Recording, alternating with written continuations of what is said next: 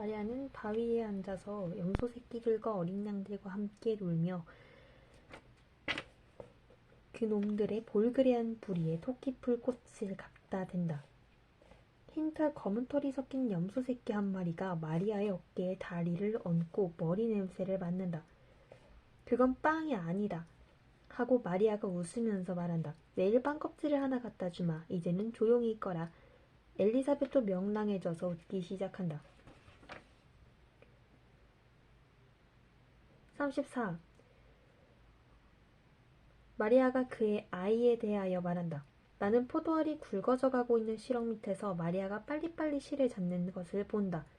사과들이 나무에서 빨개지기 시작하고 꿀벌들이 벌써 익은 무화과나무꽃 가까이에서 윙윙거리는 것을 보면 시간이 어느 정도 흘러간 모양이다. 엘리사벳은 완전히 배가 불러서 둔중하게 걷는다. 마리아는 엘리사벳의 다정스러운 주의를 가지고 쳐다본다. 마리아 자신도 너무 멀리 떨어진 자락을 주우려고 일어날 때까지는 옆구리가 둥글게 되는 것 같고 얼굴 표정이 변한다. 이제는 처녀였었는데 지금은 한 여인이다. 여자들이 해가 기울기 때문에 집 안으로 들어와서 방 안에 불을 켠다. 저녁을 기다리는 동안 마리아는 옷감을 짠다. 아니 정말 피곤하지 않아요? 하고 엘리사벳이 배틀을 손가락으로 가리키며 묻는다. 아니에요, 안심하세요. 나는 이 더위 때문에 지쳐요. 지금까지는 괴롭지 않았는데 그 애가 울면 내 아기가 배가 고파거나 지쳐서 좀 울 거예요. 그리고 그것이 엄마에게는 언제나 몹시 괴로울 것입니다. 아기가 우는 것을 보면 가슴이 메어지지 않을 수가 없을 테니까요. 가슴이 메어지고 말고요. 그 애 우는 소리가 금방 태어나서 어미젖을 찾고 자려고 어미의 따뜻한 털을 찾는 저 어린 양에게서 들려오는 울음소리 같을 거예요. 그의 웃음소리는 내 아이의 열중한 내 마음의 하늘을 가득 채워줄 것이고요.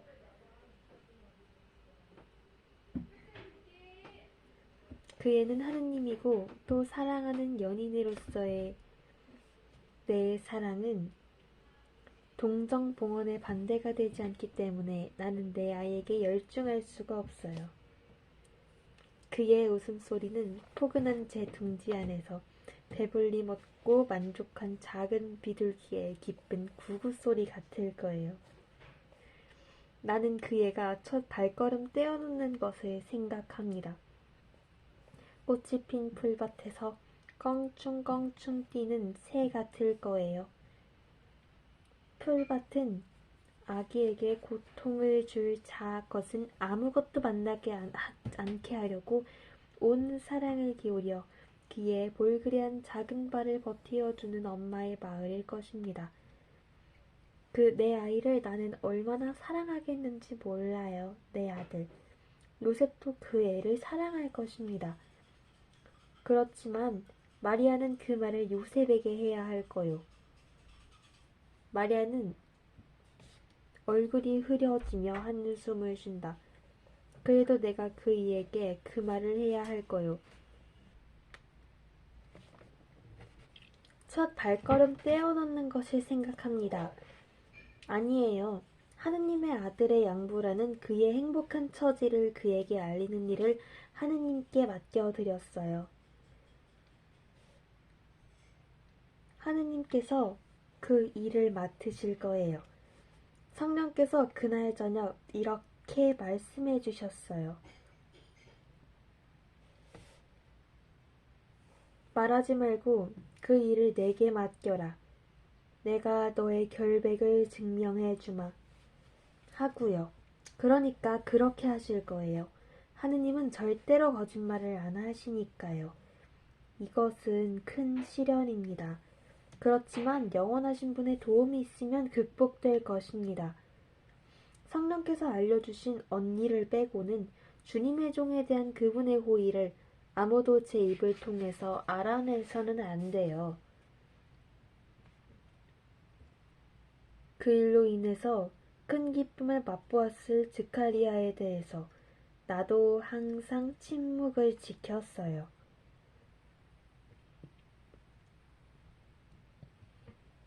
그리고 내 남편은 마리아가 자연적으로 임신한 것으로 믿고 있어요. 나도 알아요. 그리고 미리 조심해서 그렇게 되기를 원하기도 했어요. 하나님은 비밀들은 거룩해요. 주님의 천사가 스카리아에게 내게 하느님에 대해서 임신했다는 것을 알려주지 않았어요. 하느님께서는 내 안에 당신의 말씀이 강생하실 시기가 임박했다는 것을 아셨기 때문에 만일 그분이 원하셨다면 천사가 알릴 수 있었을 거예요. 그러나 하느님께서는 언니의 늦은 임신을 불가능한 것으로 거부하는 스카리아에게 이 빛나는 기쁨을 숨기셨어요. 그래서 언니가 보다시피 언니는 내 안에 살아있는 비밀을 알았는데 스카리아는 아무것도 알아차리지 못했어요. 하느님의 능력에 대한 스카리아의 불신의 장막이 거치지 않는 한 스카리아는 초자연적 빛이 비치지 않는 곳에서 살 거예요.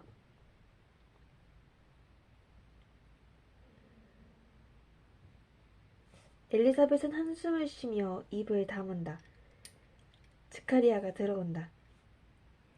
그는 두루마리들을 마리아에게 내민다. 저녁 식사 전에 기도드리는 시간이다. 마리아가 스카리아 대신 큰 소리로 기도를 드린다. 그런 다음 식탁에 자리들을 잡는다. 마리아가 역을 떠나고 나면 우리 대신 기도드려줄 사람이 아무도 없어서 우리는 한탄할 거예요. 하고 엘리사벳이 말을 못하는 남편을 보면서 말한다. 그때에는 스카리아가 기도를 할 거예요. 하고 마리아가 말한다. 스카리아는 머리를 저으면서 이렇게 쓴다. 나는 절대로 이제 다른 사람들을 위해 기도를 드리지 못할 거야. 내가 하느님을 의심한 때부터 나는 자격을 잃고 말았어. 스카리아, 기도하시게 될 거예요. 하느님이 용서하세요. 노인은 눈물을 훔치며 한숨을 쉰다. 식사 후에 마리아는 다시 배틀로 간다. 그만해요. 하고 엘리사벳이 말한다. 마리아는 너무 몸을 피로하게 해요. 언니 때가 아주 가까웠어요. 나는 언니의 아가에게 다뭇 가문의 왕의 앞장을 서갈 사람에게 어울리는 옷가지를 만들어주고 싶어요. 스카리아는 이렇게 쓴다. 그 왕이 누구에게서 날 건가? 그리고 어디에서? 마리아가 대답한다. 예언자들이 말한 곳에서 영원하신 분이 택하실 사람에게서 날 것입니다. 지극히 높으신 분이신 우리 주님이 하시는 일은 모두 잘 하시는 일입니다. 스카리아는 이렇게 쓴다. 그러니까 베들레헴에서 날 거야, 유다에서. 여보, 우리 왕에게 경배하러 갑시다. 마리아도 요셉과 같이 베들레헴에 오도록 해. 그러니까 마리아는 베틀에 먹이를 숙이며 오겠어요 하고 말한다. 그러니까 이것으로 환상이 끝났다.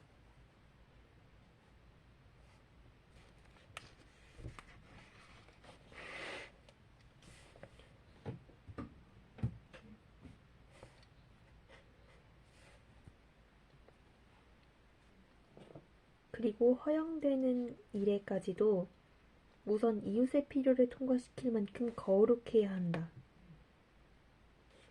내 자녀들아, 안심하여라. 하느님께서는 당신의 전능하신 인자의 방법으로 너그러운 영혼들을 위하여 부족한 것을 보충하신다. 이 확신 때문에 나는 내 사촌 언니가 처해 있는 상황에서 언니를 도와주려고 헤브론에 왔다. 그런데 인간적인 도움을 주겠다는 내 의도에 하느님께서는 내가 생각하지 못했던 초자연적인 도움의 선물을 그것도 항상 그러시는 것과 같이 넘치도록 보태주셨다. 나는 물질적인 도움을 주려고 간다. 그런데 하느님께서는 내 거동의 올바름을 거룩하게 하시어 엘리사벳의 태중의 아기의 성화를 행하시고 세례자를 미리 거룩하게 한 이 성화와 더불어 나이 많고 예사롭지 않은 나이에 임신한 한 하와의 딸의 육체적인 고통을 덜어주신다. 대단한 믿음을 가지고 탁 믿고 하느님의 뜻에 자기를 마친 여인인 엘리사벳은 내 안에 들어있는 신비를 이해할 자격을 얻었었다. 성령께서는 그의 태중에서 아기가 뛰노는 것으로 엘리사벳에게 말씀하셨다. 세례자는 정맥과 사례베이를 통하여 말씀을 예고하는 사람으로서의 첫 번째 연설을 한 것이다. 그 정맥과 살은 그를 그의 거룩한 어머니와 떼어놓은 것 동시에 어머니와 결합시키는 것이었다. 그래서 그럴 만한 자격도 있고 또 빛이 나타나심을 보는 엘리사벳에게 나는 주님의 어머니라는 내 신분을 말하기를 거절하지 않았다. 내 편에서 그것을 거절하는 것은 결과적으로 하느님께 마땅히 드려야 할 찬사를 그분께 거절하는 것이 되었을 것이다. 내 안에 가지고 있으면서도 아무에게도 그것을 말할 수가 없어서 초목들과 꽃들과 별들과 해에 새들의 아름다운 노래와 참을성 있는 양들과 하늘에서 내려와 내게 입맞춤을 해주는 황금색 빛과 졸졸거리는 시내에 털어놓던 찬사를 거절하는 것이 되었을 것이다. 그러나 두 사람이 함께 기도하는 것은 우리의 기도를 혼자 하는 것보다 더 즐겁다.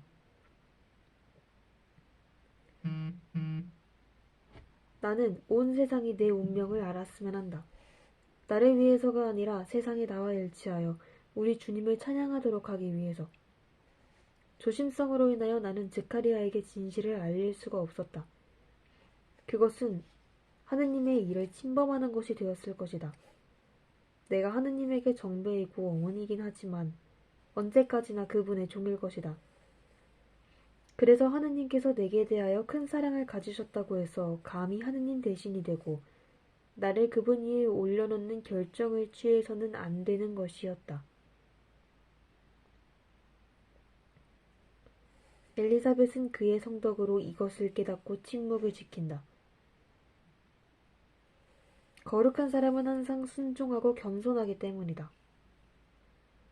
하느님의 선물은 우리를 점점 더 좋은 사람이 되게 해야 한다.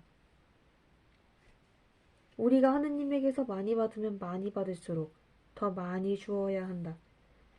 우리가 많이 받으면 받을수록 그분이 우리 안에 우리와 함께 더 계시고 우리는 그분의 완전에 가까워지도록 더 노력해야 하기 때문이다. 그렇기 때문에 내 개인적인 일은 뒤로 돌리고 엘리사벳을 위하여 일하는 것이다.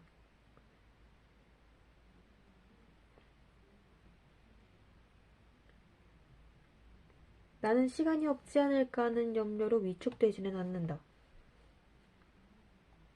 하느님께서는 시간의 주인이시다. 하느님께 바라면 물질적인 일에까지도 그분의 섭리를 이용한다. 이기주의는 아무 것에도 도움이 되지 않고 모든 것을 늦어지게 이용한다. 사랑은 아무것도 늦어지게 하지 않고 시련을 진척시킨다. 이것을 항상 잘 기억해 두어라. 엘리사벳의 집은 얼마나 평화로우냐. 만일 내가 요셉의 생각과 세상을 구속해야 하는 내 아이의 생각, 그 생각을 하지 않았다면 행복하였을 것이다. 그러나 벌써 십자가가 내 생활을 그늘지게 하고 장례식의 방울소리와 같이 예언자의 목소리가 들려왔다. 나는 마리아야 하고 나 자신을 불렀다. 하느님께서 내 마음에 부어주시는 즐거움에는 언제나 고민이 섞였다. 이 고민은 내 아들이 죽을 때까지 점점 커가기만 하였다.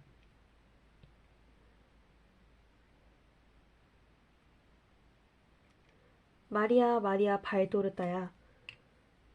그러나 하느님께서 당신의 영광을 위하여 우리의 희생으로 운명을 부르시면 우리의 고통으로 약한 사람들을 튼튼하게 하고 그들로 하여금 하늘나라를 얻게 하는 빵을 만들기 위하여 나달이 맷돌에 갈리듯 갈리는 것이 즐겁다.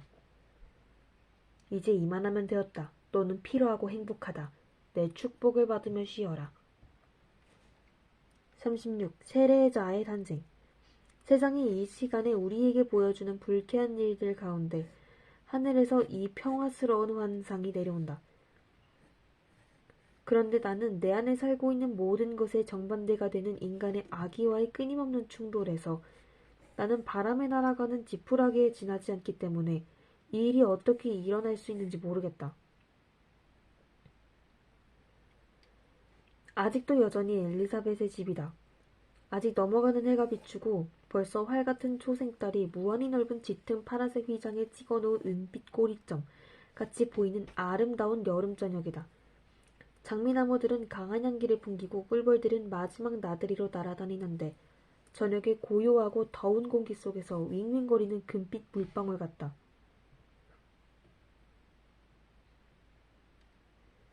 풀밭에서는 햇볕에 마르는 풀냄새가 오는데 빵 냄새, 오븐에서 나온 따끈한 빵 냄새 같기도 하다.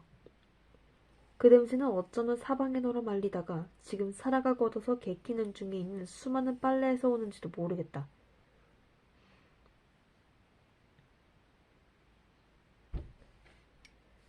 마리아는 사촌 언니에게 팔을 잡게 하고 천천히 산책한다.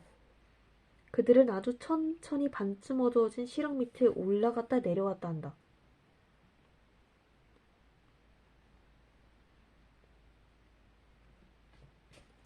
마리아는 모든 것을 살핀다. 그래서 엘리사벳을 돌보면서도 사라가 어떤 울타리에서 거둔 긴 아마포를 다시 개키는데 골몰하는 것을 본다. 여기 앉아서 기다려요 하고 사촌 언니에게 말하고는 늙은 하녀를 도우러 가서 아마포를 잡아당겨서 주름을 펴고 정성스럽게 개킨다. 아직 햇빛에 힘이 남아있어서 따뜻해요 하고 미소를 지으며 말한다.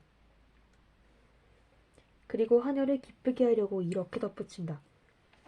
이 아마포는 사라가 빤 뒤로는 전에 없이 아름답게 됐어. 이를 그렇게 잘하는 것은 사라밖에 없어. 사라는 향긋한 아마포를 안고 어깨가 으쓱해서 간다. 마리아는 다시 엘리사벳에게로 가서 이렇게 말한다. 몇 걸음만 더 걸어요. 그게 언니에게 위로일 거예요. 그러나 엘리사벳이 움직이기를 원치 않으므로 이렇게 말한다. 비둘기들이 모두 둥지에 들어갔는지 그것들의 욕조가 깨끗한지 보러 가기만 해요. 그리고는 집으로 돌아옵시다. 비둘기들이 엘리사벳의 마음에 드는 새들인 모양이다. 두 여자가 시골풍의 작은 탑 앞에 갔을 때에는 벌써 비둘기들이 모두 모여 있었다. 암컷들은 둥지 위에 있고 수컷들은 그 위에서 움직이지 않고 있었다. 그러나 두 여자를 보고는 인사를 하느라고 또 구구 소리를 낸다.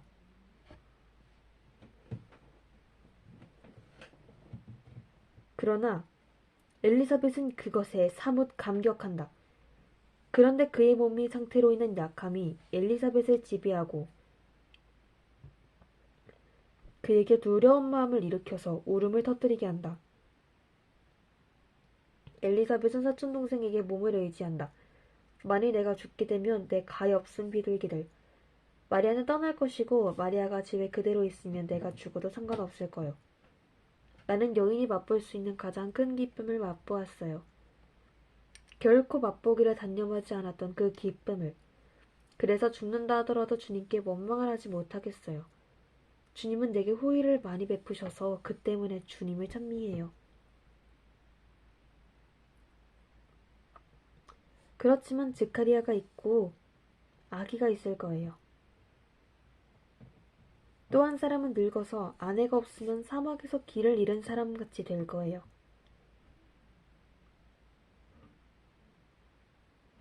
또 한 사람은 가엾은 어린 것이 엄마가 없기 때문에 추워서 죽을 위기에 처해 있는 꽃과 같을 거예요.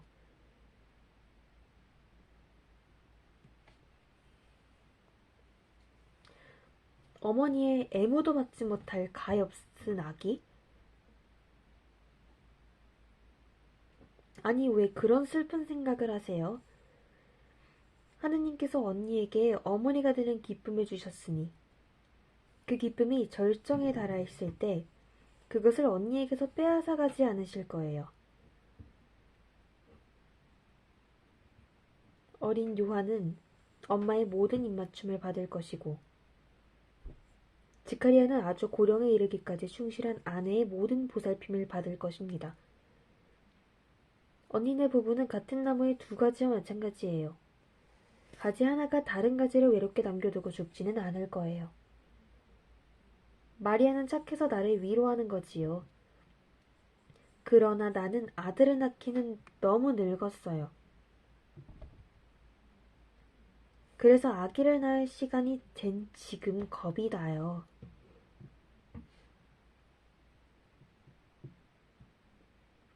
아, 아니에요. 예수가 여기 있어요.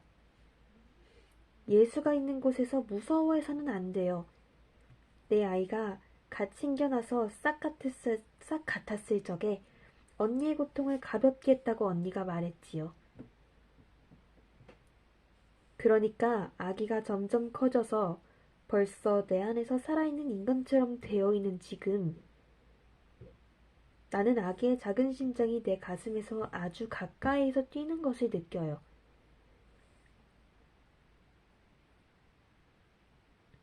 그래서 그 작은 심장이 내 가슴 아주 가까이에서 내 둥지 속 어린 새 한 마리를 가지고 있는 것 같은 느낌을 가지게 돼요.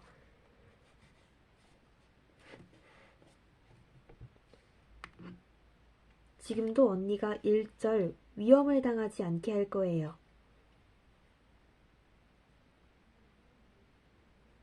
언니는 믿음을 가져야 해요. 그래, 나는 믿음이 있어요. 그렇지만 만일 내가 죽게 되거든 스카리아를 인해 버려두지 말아요. 마리아가 집 생각을 하는 줄은 나도 알아요. 그렇지만 좀 더 남아서 슬픔에 처한 며칠 동안 내 남편을 도와줘요. 나는 남아서 언니의 기쁨과 스카리아의 기쁨을 누리겠어요. 그리고 언니가 튼튼해지고 명랑하게 되었을 때에나 떠나겠어요. 그렇지만 언니 안심하세요. 모든 것이 순조로울 거예요. 언니 집에는 언니가 고통을 겪는 시간에 부족한 것이 아무것도 없을 거예요. 스카리아는 가장 다정스러운 하녀가 시중될 것이고요. 언니의 꽃들과 비둘기들도 잘 보아줘서 꽃들도 비둘기들이 여주인이 기쁘게 돌아오는 것을 축하하려고 명랑하고 아름답게 되어 있는 것을 만나게 될 거예요. 이제는 돌아갑시다. 언니가 창백해지네요. 그래요. 고통이 더 심해지는 것 같아요. 아마 돌아갈 시간이 됐나 봐요. 마리아, 나를 위해 기도해줘요. 언니의 고통이 기쁨으로 활짝 피어날 때까지 내 기도로 언니를 돕겠어요. 두 여자는 천천히 집으로 돌아온다. 엘리자벳은 그의 처소로 물러간다. 마리아는 능란하고 용의주도하게 명령을 내리고 미리 준비해야 할 것을 모두 준비하고 불안해하는 스카리아의 기운을 북돋아준다.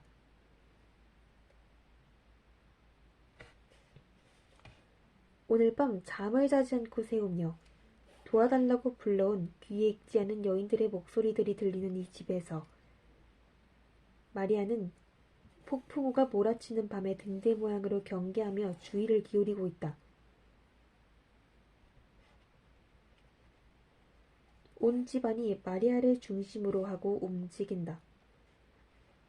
그러나 마리아는 친절하게 미소 지으면서 모든 것을 보살핀다. 이 일이나 저 일로 불려가지 않을 때에는 기도하고 기도에 전념한다.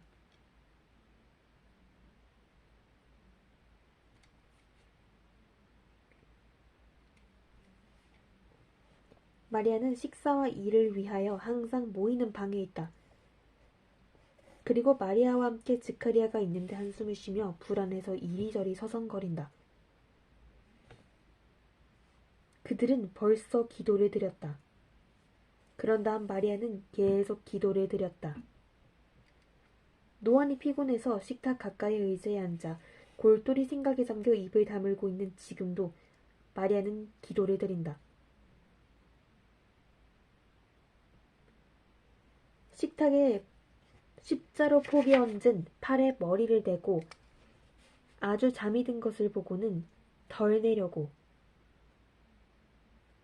샌들끈을 끌러 마리아가 즉하려야 할 겉옷을 집어 어떻게나 가만히 그를 덮어주었든지 그는 포근한 모직 속에서 계속 자고 있다.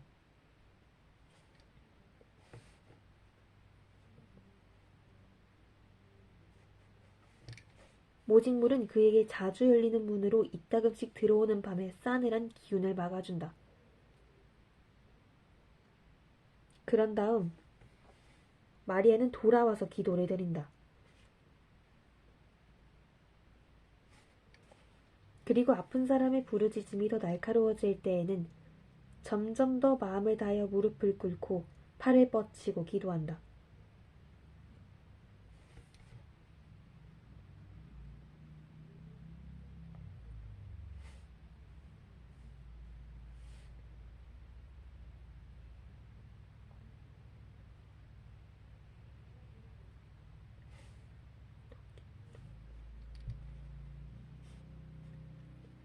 마리아는 맨발로 정원에 나간다.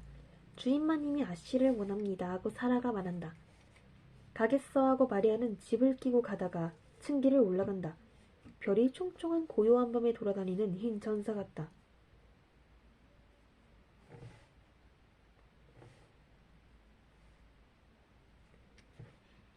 오 마리아, 마리아 몹시 아파요. 더는 견디지 못하겠어요. 마리아, 어미가 되기 위해서는 얼마나 큰 고통을 겪어야 해요?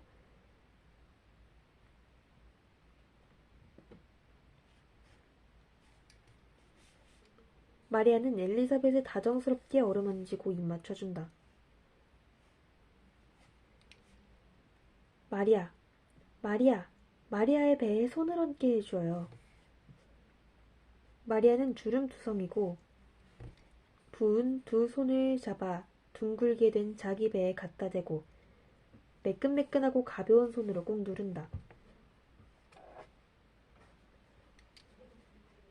예수가 여기 있으면서 알아차리고 보고 있어요. 언니 믿으세요. 예수가 지금 언니의 이익을 위해서 일하고 있기 때문에 그의 거룩한 심장이 더 뛰고 있어요. 내가 그 심장을 내 손에 쥐고 있는 것처럼 뛰는 맥박을 느껴요.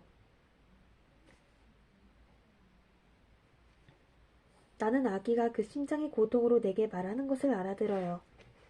아기는 지금 내게 이렇게 말하고 있어요. 그러면 해가 될 때에는 줄기 위에서 벌어지려고 그 아침 햇살을 기다리는 수많은 장미 가운데에서 그의 집이 가장 아름다운 장미꽃을 가지게 될 것인데 그것은 내 선구자 요한일 것입니다 하고요. 엘리자벳은 얼굴도 마리아의 가슴에 얹고 조용히 운다. 고통이 가라앉고 뜸하게 진정되는 것 같이 생각되기 때문에 마리아는 얼마 동안 그대로 있다. 모두에게 조용하라는 몸짓을 한다. 마리아는 서 있는데 기름 등잔에 약간 불빛이 비치는 가운데 고통을 지켜보고 있는 천사와 같이 희고 아주 아름답다.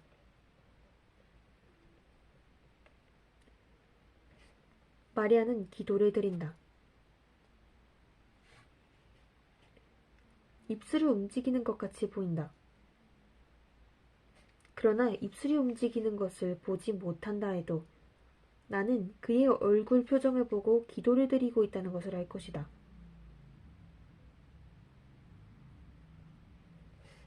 시간이 지나고 엘리자벳의 고통이 다시 시작된다.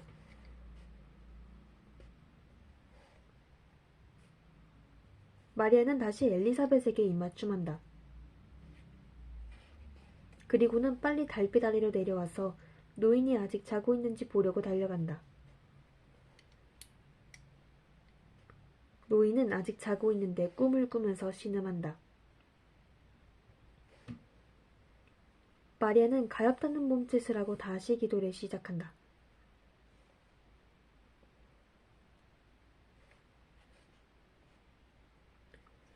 시간이 지나고 노인이 잠이 깨서 자기가 왜 거기에 있는지 기억이 잘 안 나는 듯이 놀란 시선을 던진다. 그러다가 기억이 나서 손짓을 하고 목구멍에서 나오는 소리로 부르짖는다. 그런 다음 이렇게 글을 쓴다. 아기가 아직 안 났어? 마리아는 안 났다는 몸짓을 한다. 즉카리아는 이렇게 쓴다. 얼마나 괴로울까 가엾은 내 아내. 죽지 않고 이 고비를 넘길까? 마리아는 노인의 손을 잡고 안심시킨다. 얼마 안 있어 새벽이 되면 아기가 날 것입니다. 만사가 순조로울 거예요. 얼마 안 있어 새벽이 되면 아기가 날 것입니다.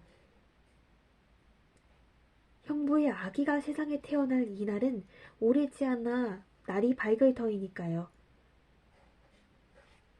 얼마나 아름다운 날이 되겠어요? 형부의 일생에서 제일 아름다운 날일 거예요. 이것은 주님이 형부를 위해 마련해 두신 큰 은총들이고 형부의 아이는 그것을 알리는 사람이에요. 즉카리아는 침울하게 머리를 흔들며 벙어리가 된 그의 입을 가리킨다. 그는 하고 싶은 말이 그렇게도 많은데 할 수가 없다. 마리아는 알아듣고 이렇게 대답한다. 주님은 형부에게 완전한 기쁨을 주실 것입니다. 주님은 형부의 지난날의 불신을 씻어주시려고 이 온전한 믿음을 원하세요. 마음속으로 저하고 같이 믿습니다 하고 말씀하세요. 형부의 심장이 뛸 때마다 그렇게 말씀하세요. 하느님의 보고는 그분과 그분의 능하신 인자를 믿는 사람에게 열립니다. 빛이 벙싯 열린 문으로 들어오기 시작한다. 마리아가 문을 연다. 새벽빛이 축축한 땅 위에 퍼진다. 축축한 땅과 녹음에서 강한 냄새가 풍겨온다.